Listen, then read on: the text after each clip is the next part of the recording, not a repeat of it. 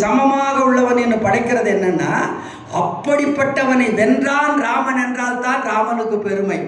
நம்ம பழைய படங்கள்ல எல்லாம் பார்த்துருப்போம். எம்ஜிஆர் படத்தில் பார்த்தீங்கன்னா எம்ஜிஆரோட சண்டை போடுறதுக்கு ஆட்கள் வருவாங்க. அதில் குண்டுமணின்னு ஒருத்தர் வருவார், பேரே குண்டுமணி. எம்ஜிஆர் மாதிரி 2-3 மடங்கு பெரிய ஆளாக இருப்பார். அவரை எம்ஜிஆர் சண்டை போட்டு தலைக்கு மேலே தூக்கி கீழே போடுவார். விசில் தூள் பறக்கும். தியேட்டரில் மேலே கூரையே போயிட மாட்டிருக்கு, கை தட்டுமா. ஏன்? அவரை விட 3 மடங்கு பெரிதாக இருக்கிறவனை தூக்கி அலாக்காக போட்டான்னு சொன்னால் அது ராமனுக்கு அது பெருமை, கதாநாயகனுக்கு அதுதான் பெருமை. நம்ம மாதிரி இருக்கிற ஒரு ஆளை தூக்கி போட்டாது வைங்க, உடனே நம்மால் படம் பார்க்குறேன்னு சொல்லுவான், இதை நானே செய்வேனே, இவரை தூக்குறது நானே தூக்குவேனே, இதுக்கு எம்ஜிஆர் வேணுமான்னு கேட்பான். எப்போதும் கதாநாயகனை விட வில்லனை பயங்கரமாக படைச்சா தான் அந்த வில்லனை வென்றவன் கதாநாயகனுங்கிற பெருமை கிடைக்கும். எனவே ராவணனை மிக அற்புதமாக படைத்திருக்கிறான். பார்த்த உடனே நினைத்தான், இவன் தாளாற்றல் என்ன, இவனுடைய தோல் ஆற்றல் என்ன ஆகும், இவனுடைய வாள் ஆற்றல் என்ன ஆகும், என்னுடைய தாள் ஆற்றலால இவனை நான் இப்பவே போய் 10 தலைகளையும் இடித்து தள்ளுவேன்னு பக்கம் போனா, ஐயோ இது நம் நாயகன் செய்ய வேண்டிய வேலை, தலைவன் செய்ய வேண்டிய வேலையை ஒரு தொண்டன் செய்யக்கூடாது என்று நினைத்தான். பின்னால அப்படியே வந்தான். பார்த்தோம், எல்லாத்தையும் தேடியாச்சு, எல்லா அரண்மனைகளையும் பார்த்தாச்சு, சீதை மட்டும் காணோம். எல்லாரையும் தேடியாச்சு, எல்லாரையும் பார்த்தாச்சு.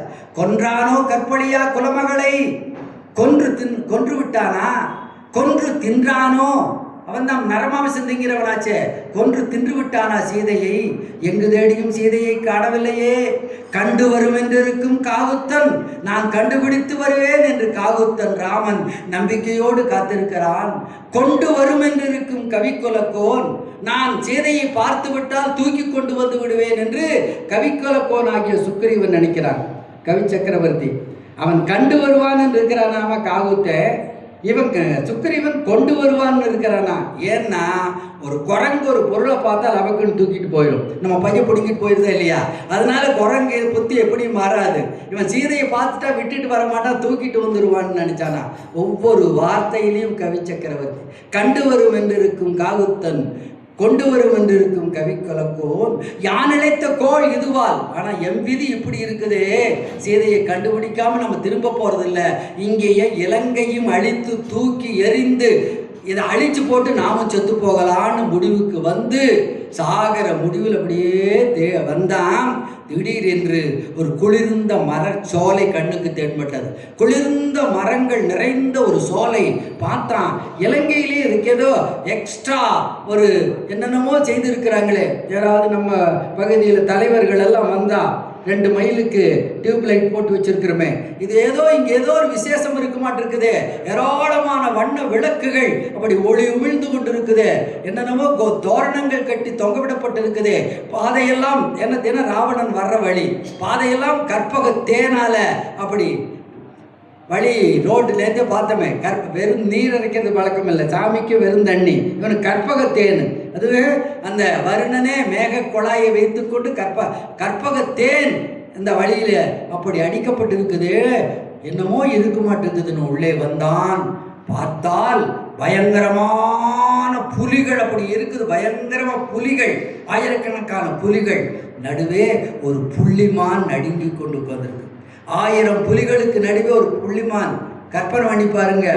இந்த தொலைக்காட்சியிலாம் டிஸ்கவரி சேனல் ஒரு சேனல் இருக்குது, அதில் இந்த புலி சிங்கத்தினால துரத்தப்படுகின்ற அந்த புள்ளிமான் துடிக்கிற துடிப்பை அந்த தொலைக்காட்சியில் பார்த்தீங்கன்னா அப்படியே நமக்கே கண்ணீர் வந்துடும். ரொம்ப விலங்குகளே ரொம்ப பயந்த சுபாவம் உடையது மான். 1000 புலிகள் ஆணு வாயை பிளந்து கொண்டு இருக்க, நடுவில் ஒரு புள்ளிமான் சிக்குனா எப்படி இருக்குமோ அப்படி புள்ளிமானை போல சீதை உட்கார்ந்துருக்கிறார். ஒரு கரும் பாறையில ஒரு சஞ்சீவி செடி முளைச்சு அப்படி வாடி இருக்குது. உலகத்தையே வாழ்விக்கின்ற சஞ்சீவி செடி, ஆனால் அது இப்போ ஒரு துளி தண்ணீர் இல்லாம கடும் பாறையிலே வாடி இருப்பது போல சீதை இருக்கிறாள். உலகத்திற்கே ஒளி தருகின்ற மகாலட்சுமி. லட்சுமியினுடைய அந்த அருள் இல்லைன்னா நம்ம வீட்டில் எவ்வளவு எண்ணெய் ஊற்றினாலும் விளக்கில் ஒளி வராது என்று ஆழ்வார்கள் பாடுறாங்க.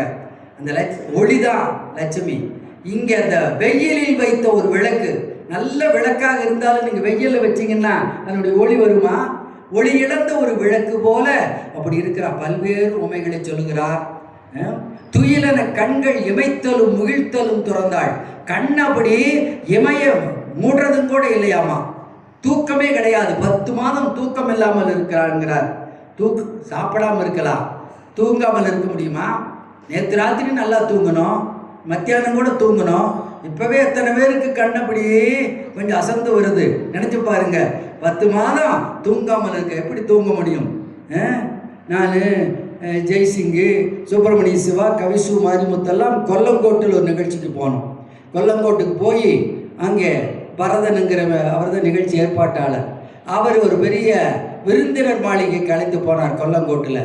அந்த விருந்தினர் மாளிகைக்கு அழைச்சிட்டு போய் நல்ல அருமையான வசதிகள் பாருங்க, உங்களுக்காக இந்த விருந்தினர் மாளிகை ஏற்பாடு பண்ணியிருக்கிறார். சாதாரண அறைன்னு நினைக்காதீங்க. இப்போ தான் 3 நாளைக்கு முன்னாடி முதலமைச்சர் கருணாகரன் வந்து, அப்போ கருணாகரன் முதலமைச்சராக இருந்தார், கருணாகரன் வந்து இந்த அறையிலே தங்கி இருந்தார். அந்த அறை உங்களுக்காக நானே, நீங்கள் தமிழகத்தின் தலை சிறந்த பேச்சாளர்கள் என்று ஏற்பாடு செஞ்சு வச்சிருக்கிறேன், வாங்க வந்து எல்லா வசதியும் இருக்குது. ஏர் கண்டிஷன், குளிர்சாதன வசதிகள், மேலே காற்றாடிகள், பாருங்கள் பழங்கள் வச்சுருக்கிறோம், தண்ணீர் வச்சுருக்கிறோம். அது உங்களுக்குன்னே ஒரு பணியாள், நீங்கள் மணி அடித்தா வந்து என்ன வேணுமோ செய்வான், எல்லாம் செய்வான். அருமையான மெத்தை, அருமையான கட்டில், நல்லா படுத்து நல்ல மகிழ்ச்சியோடு தூங்குங்க. அதுவும் ஜன்னலோரத்தில் இந்த படுக்கை உங்களுக்கு இருக்குனால பாருங்கள், சுற்றிலும் கேரளாவுனாலே உங்களுக்கு தெரியும், மரங்கள் தான் கேரளா, அதனால தான் அவ்வளோ மழை பெய்யுது. நிறைய மரங்கள் இருக்குது. ஜன்னலோரம் படுக்க, குளிர்ந்த காற்று நல்லா வரும், குளிர் சாதன அறை வேற, நல்லா படுத்து தூங்கி வாங்க, நாளைக்கு காலையில் 10 மணிக்கு தான் நிகழ்ச்சி அப்படின்னா. ஐயா ரொம்ப மகிழ்ச்சி, நல்லா ஏற்பாடு பண்ணியிருக்கிறீங்க, நீங்கள் போயிட்டு வாங்க, நல்லா படுத்து தூங்குங்க. வேறு ஒன்றும் இல்லை, எல்லா வசதியும் இருக்குது, வேறு ஒன்றும் இல்லை. பக்கத்தில் ஜன்னலுக்கு பக்கத்தில் ஒரு மரம் இருக்குது, அந்த மரத்தில் ஒரே ஒரு பாம்பு ஏதோ நேற்று இந்த பக்கம் ஜன்னல் பக்கம் போச்சுன்னு சொன்னாங்க. வேறு ஒன்றுமே இல்லை, எல்லாம் நல்லா இருக்குதுன்னா. ராத்திரி வேணா தூங்குவானா, வெடி முழிச்சிருந்தார் ஜெய்சிங். நாங்கள் கூட கொஞ்சம் கண்டசந்தோம். எந்த நேரத்தில் வருமோ அந்த 10 தலையுடைய ராட்சச பாம்பு, எந்த நேரத்தில் வருமோன்னு நினைக்கிறவ சீதையை தீண்டுமோன்னு நினைக்கிறவ தூக்கம் வருமா? தேவு தென்கடல் அமிழ்ந்து கொண்டு அணங்கவேல் செய்த ஓவியம் புகையுண்ட தேவுக்கின்ற ஒரு வாழ். 10 நிமிடம் தாமதத்துக்கு வழியில் தொடங்க